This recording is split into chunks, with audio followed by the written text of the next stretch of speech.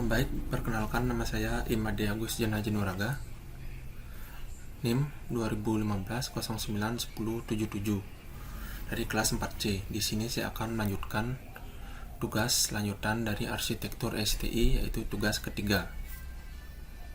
Baik, TOGAF. TOGAF adalah Open Group Architecture Framework, adalah sebuah framework yang dikembangkan oleh The Open Group Architecture Framework pada tahun 1995.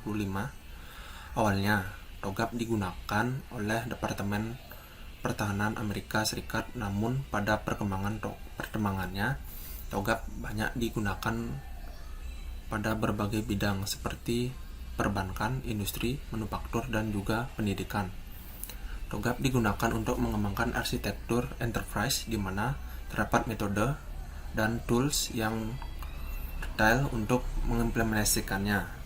Hal inilah yang mengedepankan atau membedakan dengan framework EA lainnya, misalkan framework Zahman.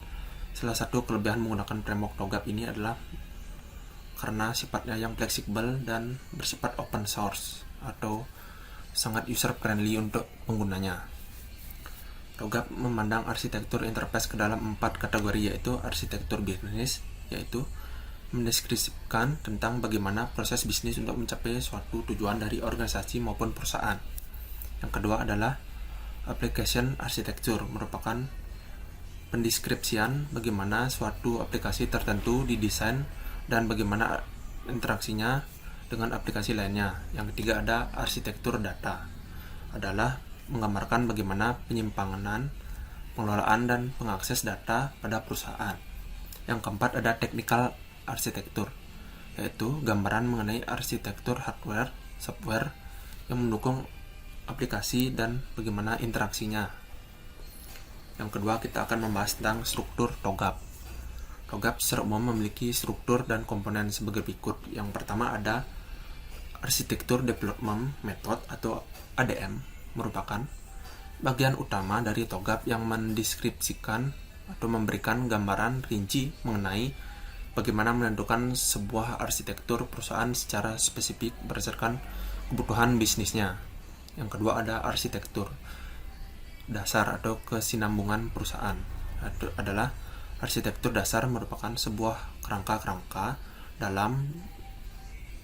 di mana dalamnya tersedia gambaran untuk mengumpulkan arsitektur yang relevan, juga menyediakan bantuan petunjuk pada saat terjadinya perpindahan abstraksi tingkat yang berbeda. Arsitektur fondasi dapat dikumpulkan melalui ADM. Terdapat 3 bagian: Technical Reference Model, Standard Information. Yang ketiga ada Building Block Information dan Base Arsitektur fondasi, yaitu yang ketiga ada Resource Base. Adalah pada bagian ini terdapat informasi mengenai guideline, template, checklist, latar belakang, informasi, dan detail material pendukung yang membantu arsitektur atau arsitek dalam penggunaan ADM. Yang ketiga adalah materi tentang AMD bisa dikembangkan. Arsitektur Development Method merupakan metodologi, logik, dan TOGAF yang terdiri dari 8 fase utama untuk mengembangkan pemeliharaan teknikal arsitektur dari organisasi. ADM membentuk suatu siklus yang interaktif untuk keseluruhan proses antar fase dan dalam tiap fase, di mana pada tiap iterasi keputusan baru harus diambil. Keputusan tersebut dimaksudkan untuk menentukan luas cakupan enterprise, level kerincian, target waktu yang ingin dicapai, dan aset intelektual yang akan digali dalam enterprise continuum. ADM merupakan metode yang umum sehingga jika diperlukan pada praktek ADM dapat disesuaikan dengan kebutuhan spesifik tertentu, misalnya menggunakan untuk framework yang lain, sehingga ADM menghasilkan arsitektur yang spesifik terhadap organisasi. ADM dapat dikenali dengan mengembangkan siklus yang terdiri dari 8 langkah proses, yaitu visi arsitektur, arsitektur bisnis, arsitektur sistem informasi, arsitektur teknologi peluang, solusi perencanaan migrasi, tata kelola, implementasi, dan manajemen perubahan arsitektur. Logap ADM juga merupakan metode yang bersifat generik dan mudah digunakan berdasarkan kebutuhan banyak organisasi, baik organisasi maupun industri akademik seperti perguruan tinggi. Ini banyak digunakan karena sifatnya yang fleksibel. Nah, siklus pengembangan arsitektur ini dibagi menjadi 8 fase. Yang pertama ada fase preliminary, framework, dan principle, merupakan fase persiapan yang bertujuan untuk menginformasikan komitmen dari pemangku kepentingan pengembangan kerangka kerja dan metodologi detail yang akan digunakan pada EA. Fase A adalah visi arsitektur. Fase ini memiliki tujuan untuk memperoleh komitmen manajemen terhadap fase ADM ini memvalidasi prinsip tujuan pendorong bisnis, mengidentifikasi pemangku kepentingan terdapat beberapa langkah untuk mencapai tujuan. Fase ini juga dengan memasukkan berupa permintaan untuk pembuatan arsitektur, prinsip arsitektur, dan enterprise continuum. Keluaran tahap ini adalah 1. Pernyataan persetujuan pengerjaan arsitektur meliputi ruang lingkup dan constraint serta rencana pengerjaan arsitektur. 2. Prinsip arsitektur terhadap prinsip bisnisnya. Yang ketiga ada arsitektur vision. Fase ketiga ada fase arsitektur bisnis. Nah, fase B bertujuan untuk memilih sudut pandang terhadap arsitektur yang sesuai untuk bisnis mereka dan memilih teknis tools yang tepat untuk digunakan.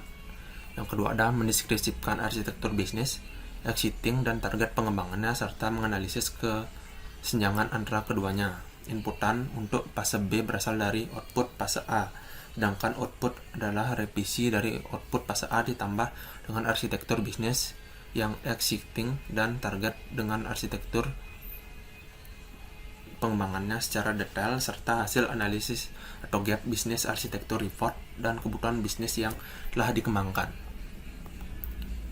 Nah, lanjut ke fase 4 yaitu fase C, arsitektur sistem informasi. Tujuan fase ini adalah untuk mengembangkan target arsitektur untuk data dan atau domain aplikasi pada misalkan data arsitektur untuk menentukan tipe dan sumber data yang akan digunakan pada bisnis mereka dengan cara dipahami oleh pemangku kepentingan pada arsitektur aplikasi untuk menentukan jenis sistem aplikasi yang dibutuhkan untuk proses bisnis mereka ke depannya. Yang kelima ada fase D yaitu arsitektur teknologi untuk pengembangan arsitektur sasaran teknologi yang akan menjadi dasar implementasi dari organisasi selanjutnya. Yang keenam ada fase E yaitu peluang dan solusi. Secara umum merupakan fase untuk mengembangkan dan memilih cara mengimplementasikan, mengidentifikasi parameter strategi untuk perubahan perhitungan biaya dan manfaat dan proyek serta menghasilkan rencana implementasi secara total berikut strategi migrasinya. Yang ke-7 ada perencanaan migrasi. Fase ini bertujuan untuk mengurutkan implementasi proyek berdasarkan prioritas daftar tersebut akan menjadi dasar bagi rencana detail implementasi dan migrasi. Fase ke-7, fase ke-8, fase ke-7 yaitu fase G, tata kelola implementasi. Berikut tahapan memformulasikan rekomendasi untuk setiap implementasi proyek, membuat kontrak arsitektur yang akan menjadi implementasi proyek, serta menjaga dengan arsitektur yang tepat guna nantinya untuk digunakan sebagai implementasi dari tata kelola tersebut. Yang ke-8 ada manajemen perubahan arsitektur. Pada fase ini diharapkan terbentuknya skema proses manajemen perubahan. Perubahan itu bisa dirubah dari segi sistemnya atau dan lainnya. Karena manajemen perubahan arsitektur ini menyangkut semua perubahan yang ada di dalamnya. Requirement manajemen bertujuan untuk menyediakan proses pengelolaan kebutuhan arsitektur sepanjang fase pada siklus ADM untuk mengimplementasi kebutuhan perusahaan menyimpan lalu memberikan kepada fase yang lebih relevan. Nah, selanjutnya ada proses iterasi. Iteration proses merupakan proses pengembangan perangkat lunak yang berfokus pada kecepatan sehingga implementasi fitur dapat segera dilakukan tanpa harus menghabiskan waktu yang lebih lama atau menunggu hingga produknya benar-benar sempurna. Dalam iteration proses, pengembangan produk dilakukan dengan pendekatan learning by doing atau belajar sendiri Saat muncul ide untuk menambahkan fitur baru, ide tersebut segera dieksekusi langsung dan dirilis untuk mendapatkan feedback dari penggunaannya secara cepat. Setelah mendapatkan feedback dari pengguna, ini nantinya digunakan untuk sebagai masukan untuk mengembangkan produk agar menjadi lebih baik. Proses tersebut harus berputar. Produk akan terus dikembangkan seiring dengan kebutuhan pengguna yang telah berevolusi. Apa bedanya iterasi dengan metode pengembangan produk tradisional? Nah, bedanya dalam metode tradisional untuk pengembangan produk dilakukan dengan metode waterfall. Pengembangan produk dimulai dari perencanaan, analisis, desain, pengembangan, uji coba, dan peluncuran. Untuk metode waterfall ini sifatnya statis. Jika dalam proses pengembangan ternyata ditemukan adanya analisis yang kurang lengkap, tidak ada jalan untuk langsung kembali ke proses analisis, tim akan mengembangkan harus menyelesaikan seluruh proses pengembangan hingga peluncuran baru bisa dikembali lagi ke proses awal.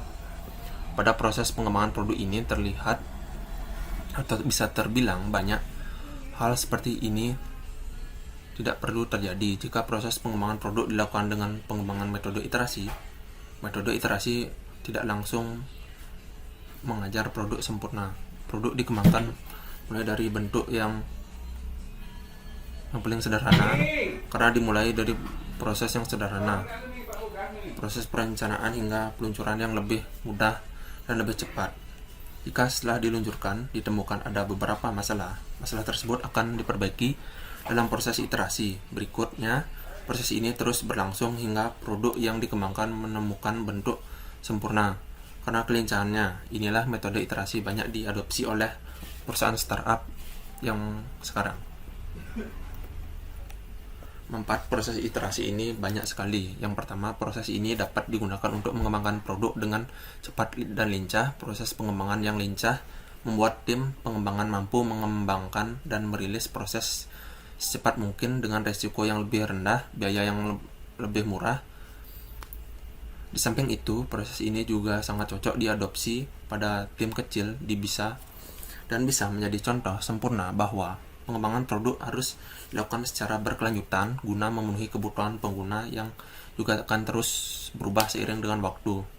Dalam pengembangan sebuah produk biasanya terdapat beberapa iterasi seperti 1 iterasi, 2 iterasi, dan 3 seterusnya. Di dalam setiap iterasi tersebut, siklus pemutaran yang sama. Siklus ini dimulai dari desain, development, dan berakhir pada tahap testing atau diuji coba.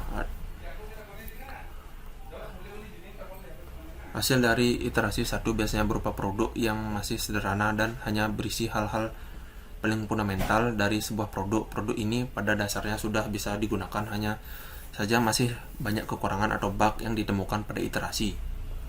2 kekurangan yang ditemukan adalah akan diperbaiki. Begitu juga iterasi 3 dan 4 dan iterasi berikutnya. Dan setiap iterasi produk akan semakin sempurna. Pengembangan proses dalam metode iterasi bisa diibaratkan sebagai pengayuh sepeda. 1 kayuhan adalah 1 iterasi. Agar tidak jatuh dan terus bergerak maju, tidak boleh berhenti mengayuh hal tersebut. Baik, terima kasih atas waktunya. Sekian presentasi dari saya tentang tata kelola SITI terkait dengan tugas lanjutannya. Baik, dan saya akan tutup dengan Perma Santi. Om, Santi, Santi, Santi Om, dan sampai jumpa.